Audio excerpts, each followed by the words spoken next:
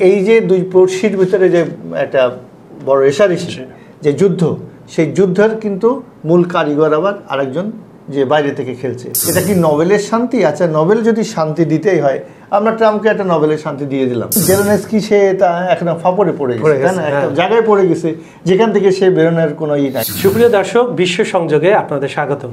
আপনাদের সঙ্গে রয়েছি আমি কাজল হায়দার, আর আজকে স্টুডিওতে রয়েছেন দৈনিক খবর সংযোগ পত্রিকার সম্পাদক শেখ নজরুল ইসলাম। নজরুল ভাই, আপনাকে পেয়ে আমরা ধন্য, আমন্ত্রণ জানাচ্ছি আমাদের।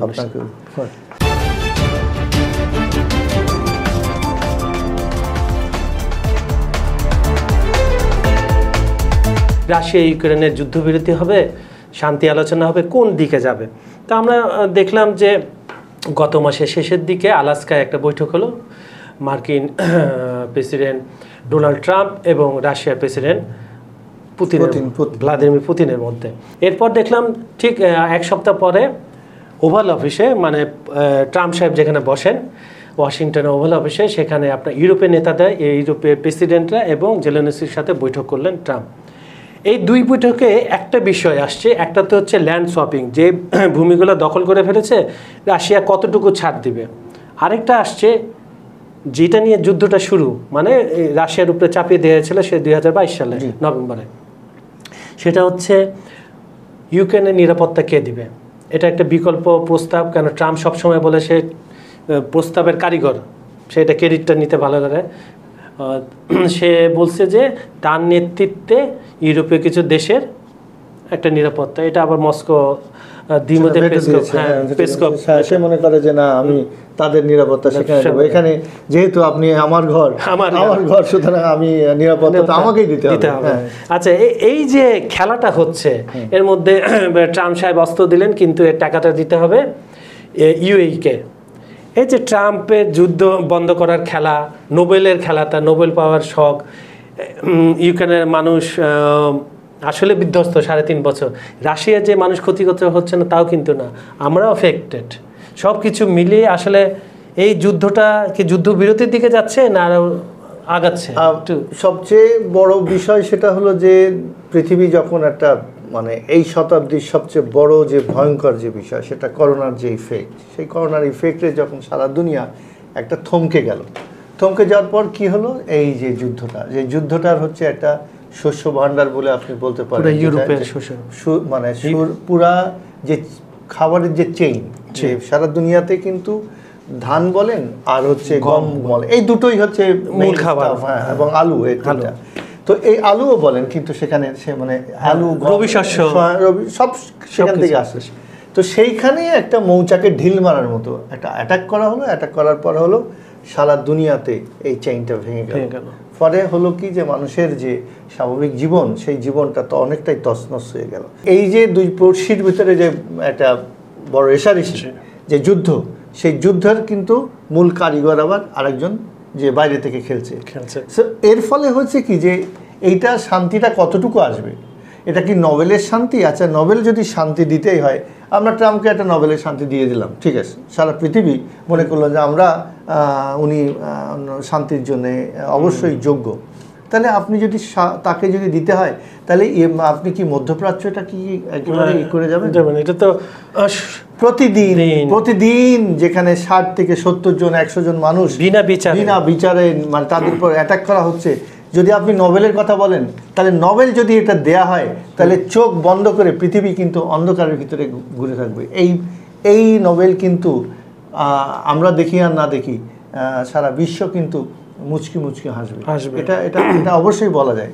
সুতরাং আপনি যে বলছেন তারপরে যে শান্তির কথা, এখন শান্তির যে বিষয়টা, সেই শান্তিটা বিষয় আসলে আদৌ শান্তি কে চায়? এখন ধরেন জেলেনস্কি সে তা এখন ফাপড়ে পড়ে গেছে, তাই না? একটা জায়গায় পড়ে গেছে যেখান থেকে সে বেরোনোর কোনো ই নাই। কিছু একটা করেন, হ্যাঁ, না, তার হচ্ছে কি, তার এলাকার ভিতরে তার মানুষ, তার একটা সমস্যার ভিতরে আছে। এতদিন ধরে যাদের যে জীবন ব্যবস্থা ছিল সেই জীবন ব্যবস্থা ছিল অত্যন্ত আরামের, অত্যন্ত কিয়েভ বলেন এইসব খুবই সুন্দর জায়গা, খুবই এবং কিয়েভ থেকে পড়াশোনা করেছে, পড়াশোনার জন্য তো বিশাল একটা উচ্চতর জায়গা ছিল, সেখান থেকে আজকের এই অবস্থা। জেলেনস্কি ছিলেন, তার পেশাকে আমি অসম্মান করছি না, তিনি একজন কমেডিয়ান ছিলেন এবং যুদ্ধটা যখন শুরু হয় তিনি কিন্তু ফর্মাল ড্রেস ছেড়ে দিয়েছেন, সেনাবাহিনীর ড্রেসে সবসময় জলপাই রঙের, এবং খুব প্রশংসিত প্রথম দিকে হয়েছে। কিন্তু তার তো ভাবা উচিত ছিল যে আমার রসদ কতটুক, আমি আরেকজনের ঘাড়ে বন্দুক রেখে কতদিন চলবো, তার যে নিজস্ব খনিগুলা। কাজল আপনি ঠিকই বলেছেন। আপনার চিন্তা করেন রাশিয়ার কথা, রাশিয়ার যদি ব্যক্তির কথা বলা হয়, আপনার তার ভূমির কথা বলা হয়, তার রাষ্ট্র কত বড় মহাদেশ, একটা ভেঙে আজকে এতগুলো টুকরো হয়েছে, তারপরেও মহাদেশ, তারপরেও 41টা দেশ বেরিয়ে গেছে, তারপরেও কিন্তু কি অবস্থা। সুতরাং আপনি যদি আপনার প্রতিবেশীকে যদি প্রতিবেশী ভাবেন সবসময় কিন্তু তা হবে না। মেক্সিকো যদি মনে করে আমি আমেরিকা হয়ে গেছি তাহলে কিন্তু ভুল হবে। মেক্সিকোকে তার ওই পর্যন্ত করতে হবে। আপনার জনগণের জন্য আপনাকে একটা হুমকি ধামকি দিতে হয়, কিন্তু সবসময় প্রত্যেকটা জায়গাতে যখন রাজনীতি করেন যারা, তারা তাদের যে মানুষ, সেই মানুষগুলোকে আশা দিতে চান, ভরসা দিতে চান, তাদেরকে কিছু কথা বলে করতে চান। কিন্তু পলিটিক্স একটা বিষয়, পলিটিক্সকে আপনাকে কিন্তু পলিটিক্সের জায়গা থেকে চিন্তা করতে হবে। আপনার সক্ষমতা আপনি বুঝেন, অন্য কেউ বুঝবে না। হ্যাঁ, জেলেনস্কি তার সামর্থ্য বুঝে, জেলেনস্কিকে একবার সে এদিকে ইউরোপিয়ানদের কাছে যাচ্ছে, আমেরিকানদের কাছে যাচ্ছে, বিভিন্ন জায়গায় যাচ্ছে, কিন্তু যার সাথে যার নেগোসিয়েশন করা উচিত ছিল, হ্যাঁ, সেই পুতিনের সাথে সে প্রথম থেকে বসতেই চায় না। হ্যাঁ, সেটাই, এখন আবার বসতে চায়, সেই গাওরামি করেই কিন্তু আজকে এই অবস্থা। আচ্ছা, আপনি যেহেতু জেলেনস্কির কথা বললেন, আরেকজনের কথা হিসেবে সে হচ্ছে ভ্লাদিমির পুতিন।